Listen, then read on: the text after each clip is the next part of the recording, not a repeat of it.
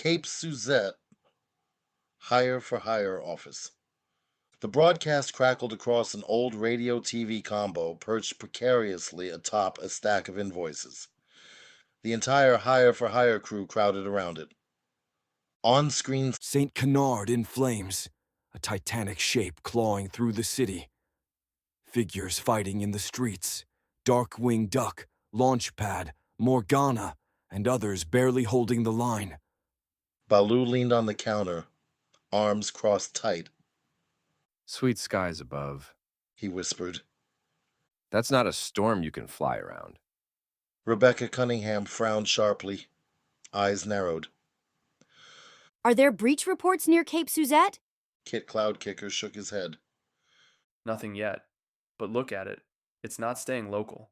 If this thing moves into airspace, we won't outrun it. He glanced at Baloo. We should be up there helping. Baloo's jaw tightened. Kid, that's a war. You fly into that, you don't come back. Wildcat piped up from the corner. Maybe we could, duct tape the sea duck with breach shields or something. You know, science-y stuff. Rebecca ignored him, gaze still locked on the screen. We need to prep the city, She said.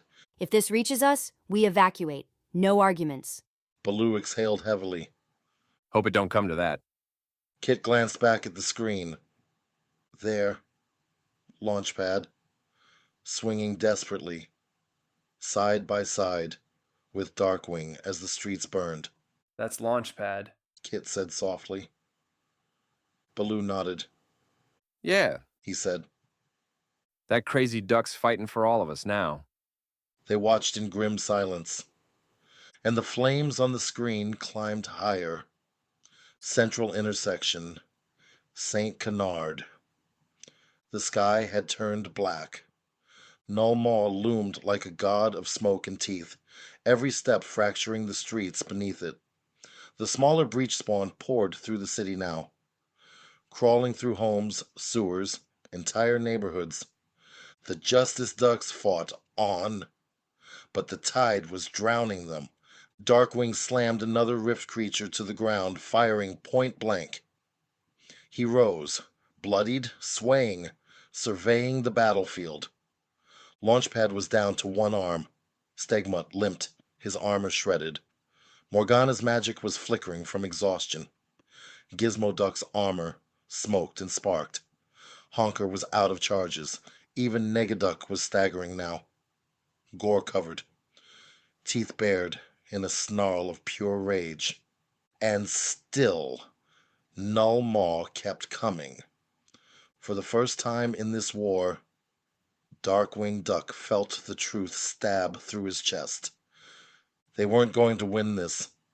Not here. Not tonight. He touched his comm, voice hoarse. Fighting to stay steady, Justice Ducks, he rasped. all units. Listen close. Around the city, the battered team heard his voice.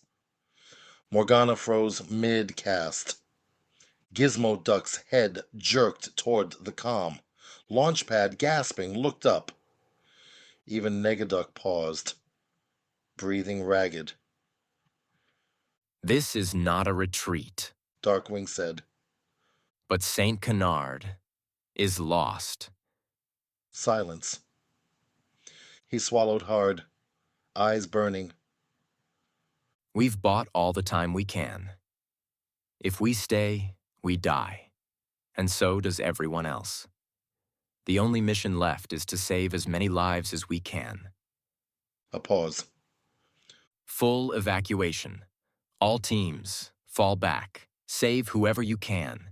We fight to cover the civilians, and then we fall back. That is an order.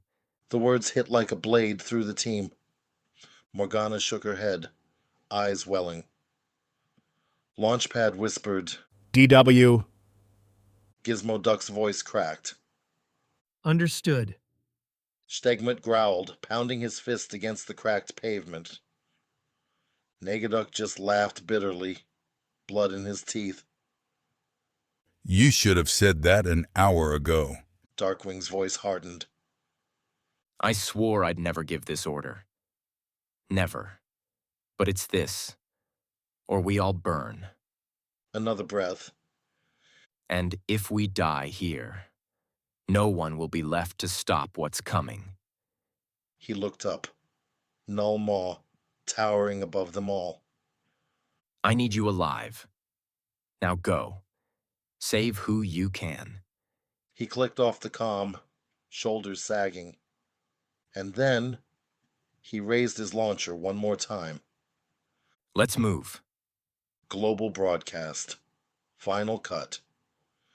The news anchor's voice cracked as she tried to keep reading. Her hands trembled slightly, eyes darting to the live feed behind the camera. St. Canard in flames, its defenders falling one by one. These are the same heroes many believed gone. The Justice Ducks, Darkwing Duck, Gizmo Duck. They've returned, and they're losing. She swallowed, blinking rapidly.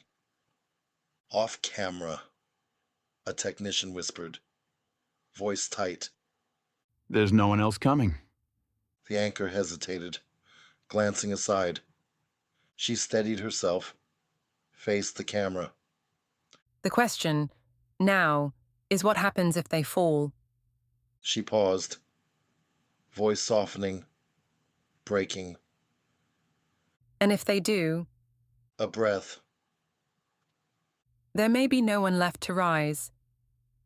The screen flickered, static clawing at the edges of the image as Null Maw loomed larger in the frame. Then, cut to black. Chapter 13.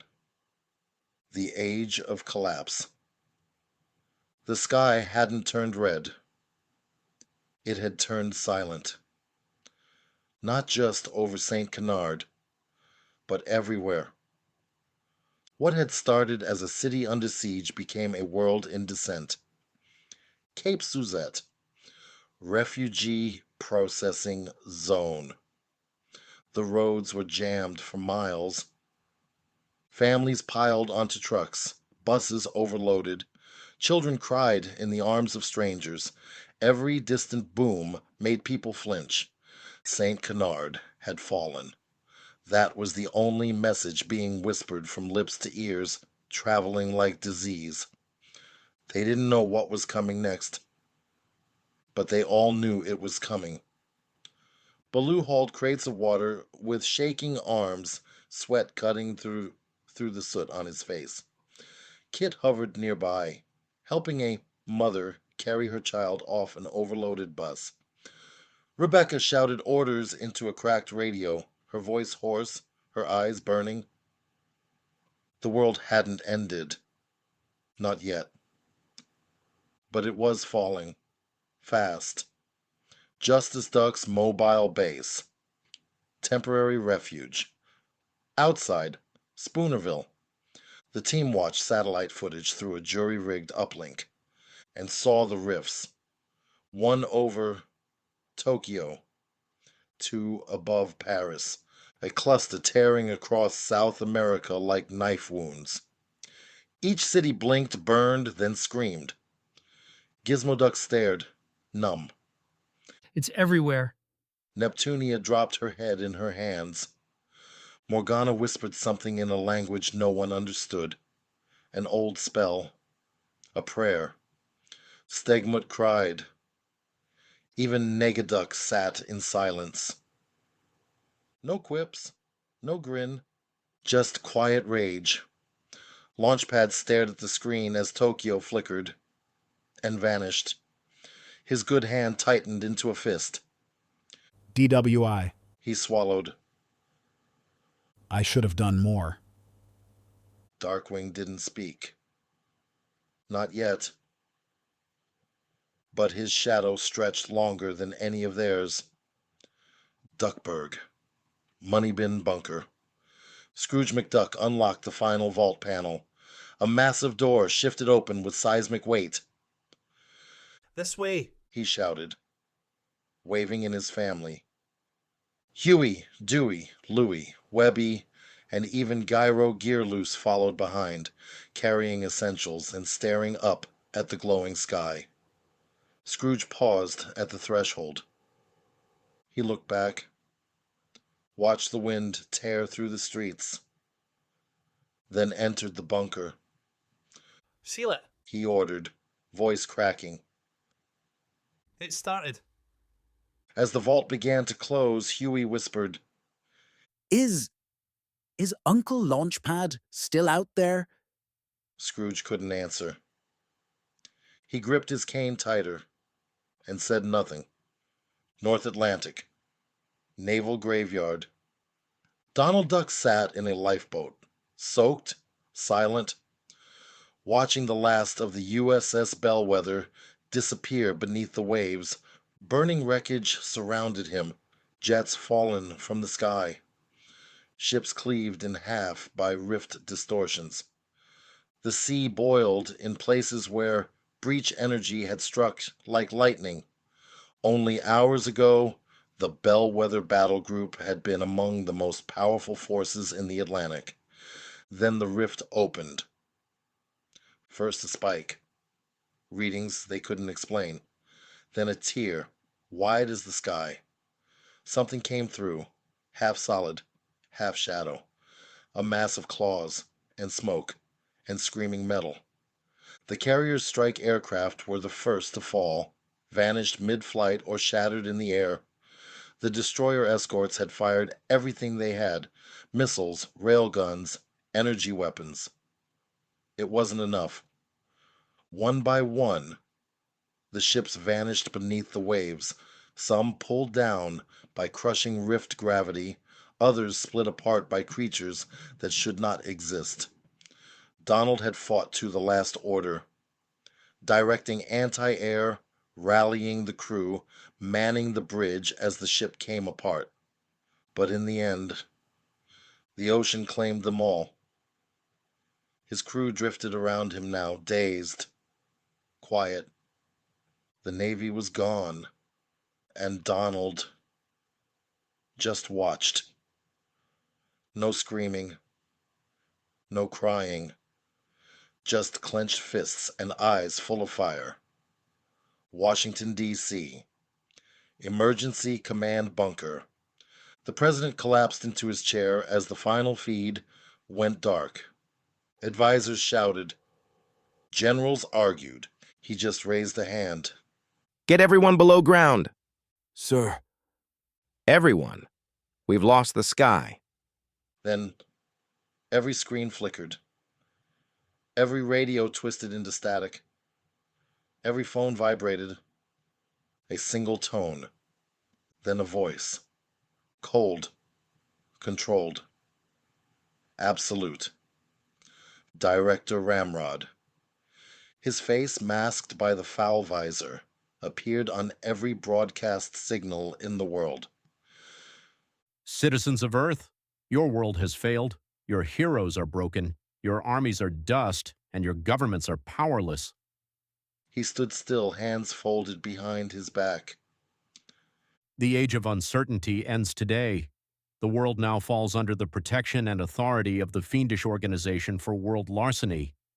Your survival will depend entirely on your compliance. Surrender your cities, surrender your resistance. Your planet now exists under our jurisdiction. He tilted his head slightly. And remember this, resistance is extinction. The feed cut. Reactions. Scrooge McDuck slammed a fist into the steel wall of the bunker. He's mad. This whole world's going to hell and he's playing Emperor. Donald Duck shouted into the radio. Come on! Someone out there! Someone fight back! The feed buzzed through the battered screen in Gadget's lab. Static, then fire, then Ramrod's cold voice.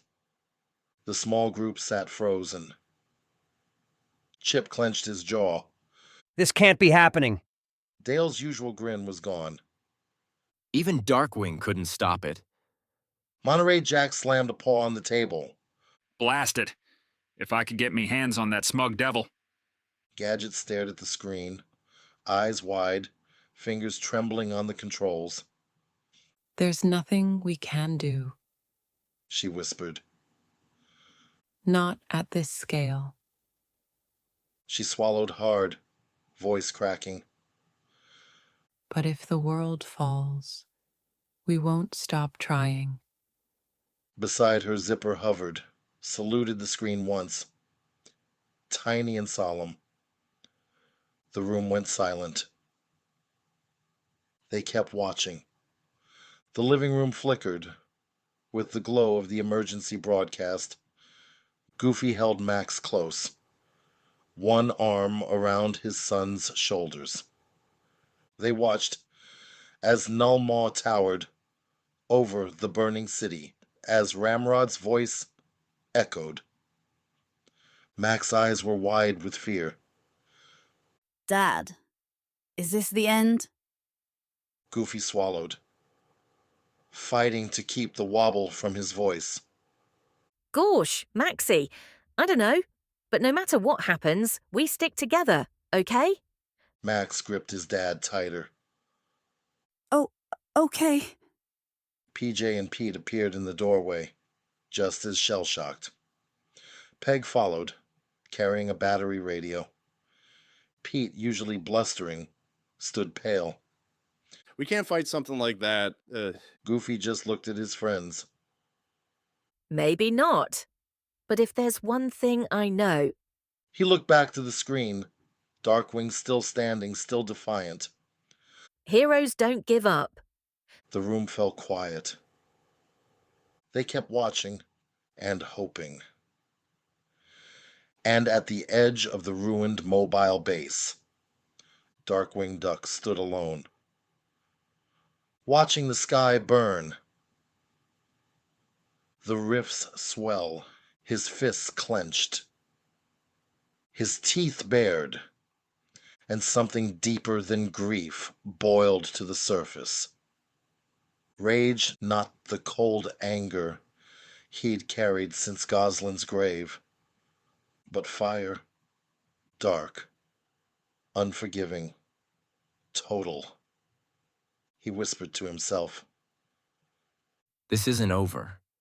They may have taken the city, the skies, the world, but they hadn't taken him. Not yet. Chapter 14. 1 year in shadow. The world had changed. 1 year after F.O.W.L claimed Dominion, the skies were no longer blue. They were a bruised gray, rippling with faint rift scars that never healed. The sun broke through only in fragments, as if the light itself were afraid. Cities had become fortresses, or graveyards. The people? Refugees. Farmers became fighters. Doctors became smugglers. Teachers led militias. The world had been reduced, not to ruins, but to trenches, survival, and silence. Rift-born abominations roamed unchecked. Some floated above cities like godless sentries. Others prowled the wastelands, dragging the dying into black folds of reality that devoured noise and color. New ones emerged every few weeks. Mutations born of failed experiments and successful terrors. Entire regions were lost to dimensional drift, twisted into mirror worlds filled with static and shadows. The global resistance had no borders, just nodes of flame in the dark. And at the center of it all, coordinating the chaos, was a name spoken with reverence and fear. Darkwing Duck, Resistance, HQ, deep beneath the shattered ruins of St. Canard. The old subway systems had become command bunkers, lined with wires, generators, old tech, and modern desperation. Maps littered every surface. Red marks where cities had fallen, blue where the resistance held flickering control. A faded wall of photographs stood behind the comm station. Fallen friends, lost allies, heroes whose names were whispered before every mission. The wall grew longer every week. Darkwing sat at the war table, face gaunt. Feathers grayer than a year ago, eyes colder than stone. A scar now ran along his jaw. His hat sat beside him, untouched. He hadn't worn it in weeks. In front of him were data slates, intel reports, kill lists, dimensional breach signatures tracked across continents, but nothing that pointed to a real solution. Morgana stood behind him, quiet, watching. Launchpad, still limping from a dozen missions, sipped cold coffee nearby. Gizmo Duck maintained comms. Honker scrolled through rift frequencies, eyes bloodshot. Neptunia trained new recruits in silence. Stegmut paced. Even Negaduck, still chained, when not in battle, remained cooperative, grinning less, bleeding more. The world had bled nearly dry, and Darkwing knew time was up. He finally spoke, voice low but heavy. We can't survive another year of this. Launchpad stepped closer. We're not going to. Darkwing looked at the holographic map, one blinking red icon in the center of the Atlantic. A signal. A pulse. A weakness. This, Darkwing said, pointing to it. This is all we have left. Honker nodded. That's F.O.W.L's central nexus, deep sea, shielded, rift core powered. No one's ever come back from it. Morgana added. That's why we have to go. Darkwing replied. It's where they're broadcasting from. Where they're building new gods. Where Ramrod is waiting. The room was silent. Until Negaduck chuckled. Suicide. Darkwing looked at him. No, he said, dead calm. Redemption. He stood, finally placing his hat back on his head. One last mission. We hit the core. We sever the rift heart. We cut the snake at the skull. Launchpad cracked a grin. Guess we better fly like it's the last time. Morgana stepped forward. We're with you. Gizmo Duck activated his armor. To the end. Darkwing looked over the team. Wounded, worn, warriors. He knew the odds. They all did. But standing still wasn't survival. It was surrender. He nodded. We fly at dawn. Resistance HQ. War room. Pre-dawn. The flickering overhead lights cast long shadows across the table.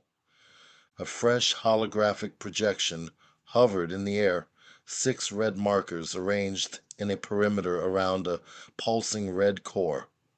The Shadow Council. Still operational. Still alive. Darkwing Duck stood at the head of the table, flanked by Morgana, Launchpad, Gizmo Duck, Honker, Neptunia, and Negaduck, unchained, but under constant watch. They've gone silent, Honker explained. No movement. No comms. Which means they're guarding something. Or waiting. Gizmo Duck pointed to the map. Each of those council members has a personal defense sphere. Armies, breach-augmented tech, dimensional defenses. Taking them out one by one would be clean but slow. We don't have slow anymore, Neptunia snapped.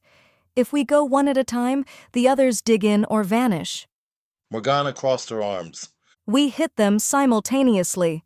Coordinated strikes, isolate, eliminate, no more hiding.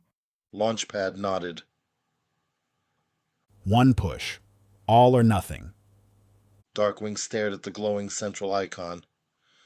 And when they're gone, we go for him. The others followed his gaze. The final marker. Director Ramrod. Deep Sea. Rift Core Nexus. Command node of every global signal. The origin of the end. Hangar Bay. The transport was an armored stealth dropship, barely held together with salvage and spellwork. Inside the cavernous bay, a small army of friends and allies moved with quiet urgency. Gyro Gear Loose approached Darkwing near the ramp, a small component cradled carefully in both hands. Here, he said quietly. the modifications you requested. Should give you a little more time if the suit starts to breach. Darkwing took it, nodded once, wordless, but grateful. Gyro hesitated, then added, voice rough. Come back with it, preferably in one piece. Darkwing allowed the faintest trace of a smile. No promises. Gyro exhaled, stepped back. Gyro Gear Loose then handed Morgana a backup power core and nodded stiffly. Webby hugged Stigma tight, whispering, Come back this time, okay? Huey, Dewey, and Louie, now battle-tested runners in the Resistance, helped load medical gear while Scrooge McDuck stood off to the side, his expression unreadable, until he caught Launchpad's eye. They hugged, tight. Goodbye, old friend, Scrooge said softly. You made me proud. You always made me brave, Launchpad replied. Donald Duck, arm in a sling, saluted the entire crew. Give 'em hell. At the edge of the bay, Chip and Gadget arrived with a crate of field disruptors. You saved more than you know. Gadget whispered to Honker, hugging him tight. Come back and save one more. Honker managed the tired smile. We'll try. Baloo and Kit offloaded spare fuel cells, working side by side with Rebecca, who coordinated evac routes through a flickering console. We'll buy you the window, Rebecca said grimly. You make it count. Nearby, Goofy and Max hauled ration packs and emergency medkits towards the crew ramp. Don't you worry none, Goofy said, squeezing Launchpad's shoulder. You give 'em a wallop for us. We'll be watching, Max added, voice tight. Wildcat slid out from beneath the dropship on a greasy crawler. I tightened the whatchamacallit next to the rift stabilizer thingy. I think should fly fine now. Monterey Jack and Zipper helped Gizmoduck load explosive charges, Zipper giving a sharp salute before darting off. Across the bay, allies exchanged last hugs. No one spoke of victory, only of fighting. One more time. Inside the dropship. In transit. Engines roared. Storms rolled below. The world burned beneath their wings. Darkwing Duck stood near the observation window alone, until a shadow stepped beside him. Negaduck. He didn't smile. Not this time. You know, he said, voice low. I've killed a lot of bastards in my life, but this one's personal. Darkwing didn't answer. Negaduck continued. I meant what I said back then. I'll help you end this. Burn it all down. Ramrod. The Council. Whatever's left of their machine. He turned to face Darkwing fully. But when it's over... He tapped his chest. You and me. One last round. No mercy. To the death. Darkwing looked at him. Not angry. Not shocked. Just ready. If we survive this, he said coldly, you'll have your fight. Negaduck grinned. Good. They stood in silence, staring out at the burning clouds. He watched the burning sky. No more fear. No more grief. Just the promise of fire to answer fire. Chapter 15. The Council Falls. The world didn't sleep anymore. But for the first time in a year it held its breath. 6 targets. 1 operation. The final offensive to dismantle the heart of F.O.W.L. Before the last strike against Ramrod. The plan was simple: isolate, annihilate, and leave no one standing. The dropship roared through turbulent skies. One by one, at high altitude, the team deployed, vanishing into the night on wings of vengeance. No words, no goodbyes, just war. Launchpad grinned to himself as he approached the jump door. First time I'm jumping out of a plane that isn't crashing, he muttered. Hope it's not bad luck. Then he was gone. Into the storm. Target Alpha. Counselor Vulturetta. The Obsidian Spires, Eastern Europe. High in the jagged mountains where black stone towers scraped the sky, Neptunia and Gizmo Duck descended on an anti-gravity fortress wrapped in void energy. The air itself resisted breath. Inside, Vulturetta commanded drone swarms from a throne of bone and circuitry.